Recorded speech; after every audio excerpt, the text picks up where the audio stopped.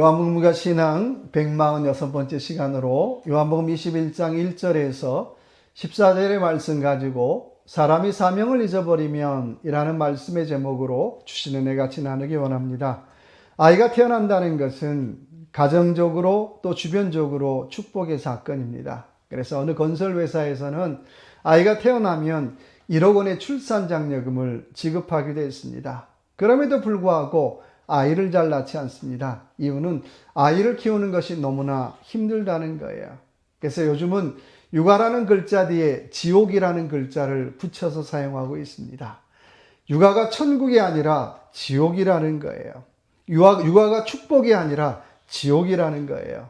저도 손자 손녀를 잠깐 돌봐주지만 육아는 쉬는 시간이 없어요.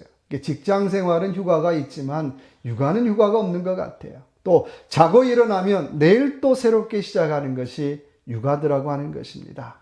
그래서 요즘 어떤 부모들은 육아는 20년 해야 된다라고 푸념하는 분들도 있어요. 자식 했는데 또 그 손자 손녀까지 해야 된다는 거예요.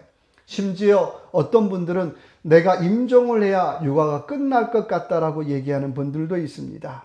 이 모든 얘기들은 육아가 얼마나 힘든 일인가를 보여주는 말입니다. 그럼에도 아이를 키우는 것은 축복의 사건인 줄로 믿습니다.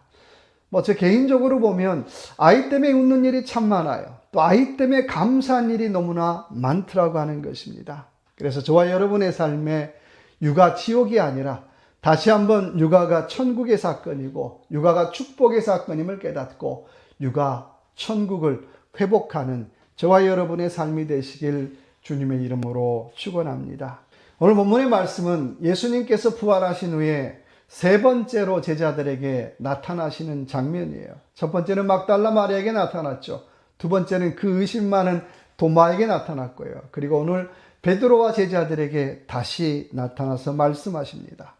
오늘 2절의 말씀 보니까는 베드로를 중심으로 6명의 제자들이 함께 단체로 집단으로 행동하고 있어요.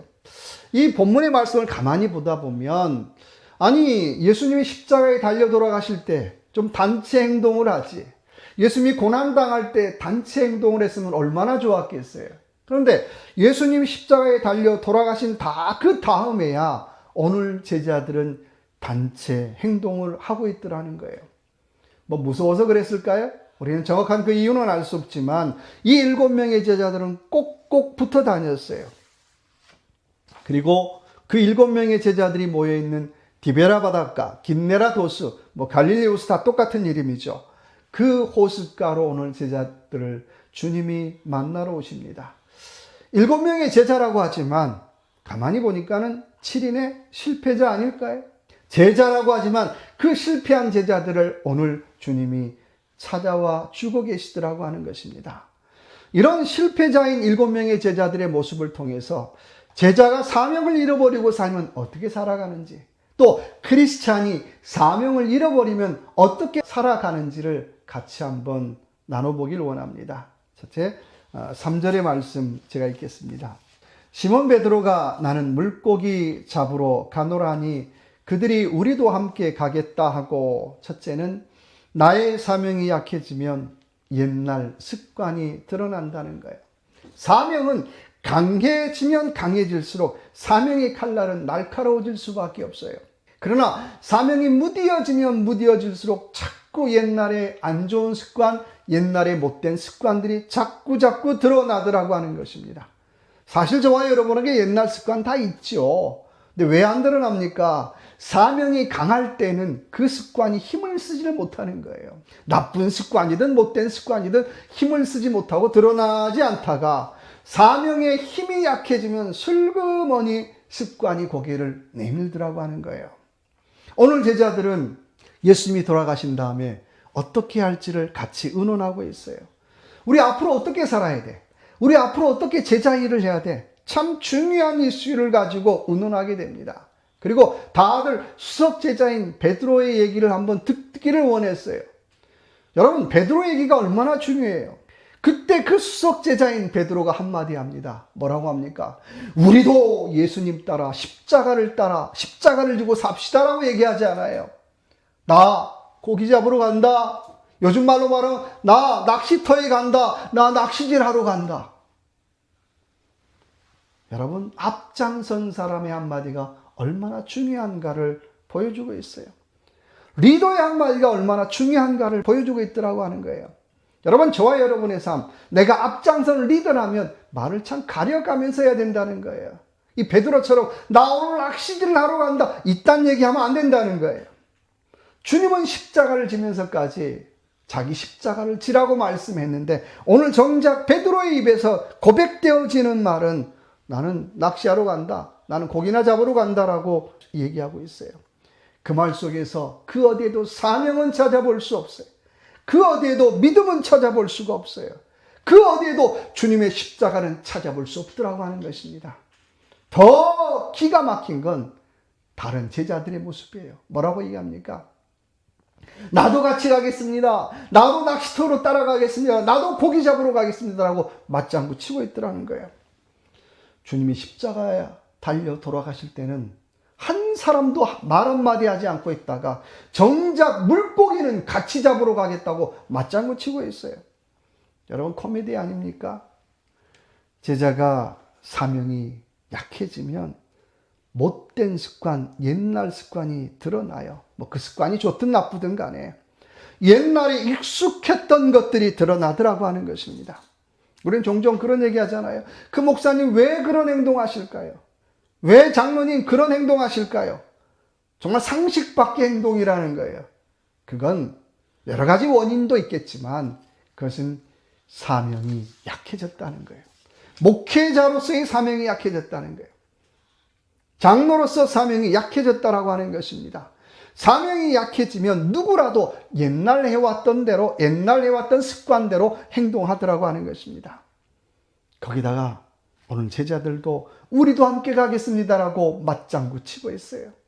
집단 지성이 아니라 집단 망각증에 빠져 살고 있어요. 다들 십자가는 잊어버리고 살더라는 거예요. 사명은 잊어버리고 살더라고 하는 것입니다. 오늘 한 사람이라도 안 됩니다. 주님이 우리에게 주신 사명은 자기 십자가를 지라고 했던 겁니다라고 말하는 사람이 한 사람도 없더라고 하는 거예요. 다들 우리 낚시하러 갑시다라고 집단 망각에 빠져 있더라는 거예요. 여러분, 이게 무서운 거예요.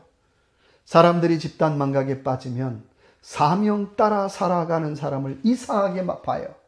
사명을 말하는 사람을 이상하게 봐요. 신앙을 말하는 사람을 이상하게 보더라고 하는 거예요. 그리고 다수가 가는 곳으로 생각 없이 가더라는 거예요. 한 교회가, 한 나라가 집단 망각에 빠져요. 그러면 사명 잃어버리고 엉뚱한 길, 엉뚱한 행동을 하더라고 하는 것입니다.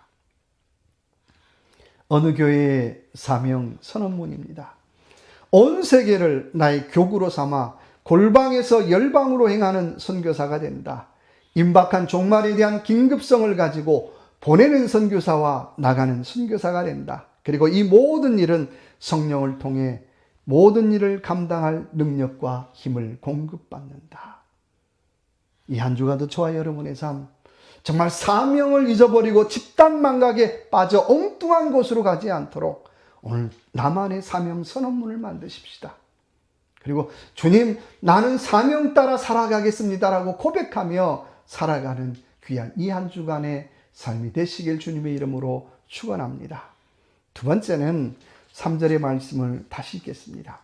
그들이 우리도 함께 가겠다 하고 나가서 배에 올랐으나 그날 밤에 아무것도 잡지 못하였더니, 두 번째는 내가 사명을 잊어버리고 살면 예전에 잘하는 것을 해도 아무것도 잡지 못한다라고 하는 것입니다.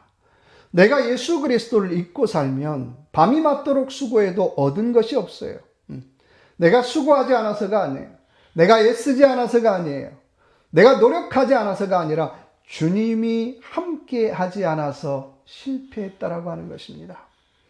내가 사명 잊어버리고 살다가 나 예전에 잘한 것 이거 잘했지, 그래 이거라도 하고 살지 라고 하면 잘할 것 같은데 아무것도 잡지 못했다라고 하는 것입니다. 우린 종종 그런 착각을 해요. 내가 사명 잊어버리고 살다가 예전에 했던 거 내가 다시 하면 잘할 것 같아. 해보세요. 잘 안 되잖아요. 실패하잖아요. 이유가 있다면 내가 사명에 실패하면 다른 일에도 실패할 수밖에 없다는 거예요. 내가 사명에 실패하면 다른 일에도 무엇을 해도 안 되더라고 하는 거예요. 그래서 성공은 뭘 대단한 것을 이루어서 성공이 아니라 내가 사명에 성공해야 진짜 성공하는 일인 줄로 믿습니다. 내가 사명에 성공해야 뭘 해도 성공하는 거예요. 그래서 우리는 사명을 잘 붙잡고 살아야 한다라고 하는 것입니다. 오늘 4절의 말씀에 날이 새어갈 때에 라고 말씀하고 있어요.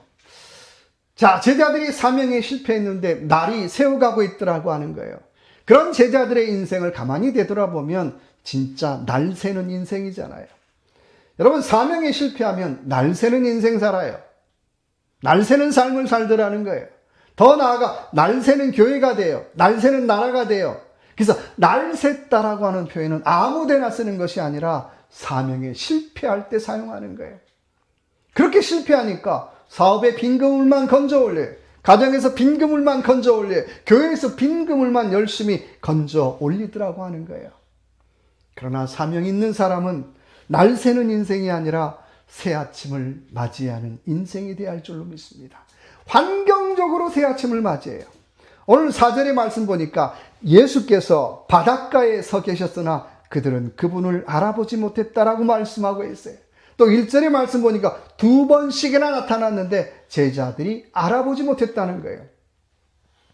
이거는 환경적으로 어두웠지만 더 중요한 것은 영적으로 어두웠다는 거예요. 제자가 영적으로 어두우면 뭘 하든지 간에 날 새는 인생을 살더라고 하는 것입니다. 열심히 했는데도 날 샜어요. 최선을 다했는데도 날 샜어요. 이유는 영적으로 어두웠기 때문에 그렇다는 거예요. 원하기는 저와 여러분의 이 한 주간 정말 날 새는 인생이 아니라 예수님을 알아보고 예수님을 영접하고 그래서 영적인 새 아침을 맞이하는 귀한 이 한 주간의 삶이 되시길 주님의 이름으로 축원합니다. 세 번째는 오늘 5절의 말씀입니다. 예수께서 이르시되 얘들아 너희에게 고기가 있느냐 대답하되 없나이다. 세 번째는 내 능력으로 되지 않음을 고백하라고 하는 거예요. 정직한 고백하라고 하는 거예요. 오늘 주님이 너희에게 고기 있느냐라고 물어보자 없습니다라고 대답하고 있어요. 근데 똑같은 본문이 누가복음 5장에 나와요. 누가복음 5장 5절의 말씀 보니까 밤이 맞도록 수고했지만 얻은 것이 없나이다라고 고백하고 있어요. 사실 우리가 주님 떠나면 밤이 맞도록 수고해도 얻은 것 없지요. 그렇잖아요. 사업에도 가정에도 얻은 것 없잖아요. 오늘 7명의 제자들 고기 잡는 일에는 전부 다 전문가들이에요. 그중에 베드로 왕 전문가죠. 근데 그런 베드로가 오늘 주님의 질문에 아무것도 없습니다라고 인정한다라고 하는 것, 고백한다라고 하는 것 쉬운 것 아니에요. 여러분, 소위 말해서 전문가들이 왜 인생 살아가는데 어려움 겪을까요? 자신의 실패를 인정하지 않는다는 거예요. 자신의 잘못을 인정하지 않는다는 거예요. 인정하면 쉬워지잖아요. 그런데 내 체면 때문에 실패를 인정하지 않아요. 내 지위 때문에 실패를 인정하지 않아요. 그러니까 더 큰 실패를 경험하게 되더라고 하는 것입니다.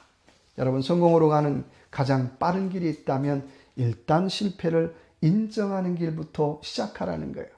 심리학적인 용어로 지적 겸손이라고 불러요. 지적 겸손이 높은 사람은 자신의 의견이 늘 잘못될 수 있다는 사실을 염두에 두고 다른 사람의 의견을 부정적으로 평가하지 않아요. 그래서 지적 겸손이 높으면 높을수록 열린 사고가 가능하더라는 거예요. 이런 사람은 아우 내가 틀렸다라고 하는 그 사실 앞에 분노하기보다는 내가 모르는 걸 알았네. 새로운 길을 알게 되었다는 그 사실에 더 감격해 하더라고 하는 것입니다. 그러나 거꾸로 지적 겸손이 낮으면 낮을수록 자기 의견만 고집해요. 그러니까 상대방이 아무리 좋은 의견을 내도 무조건 반대하는 거예요. 소위 말해서 반대를 위한 반대하더라고 하는 것입니다.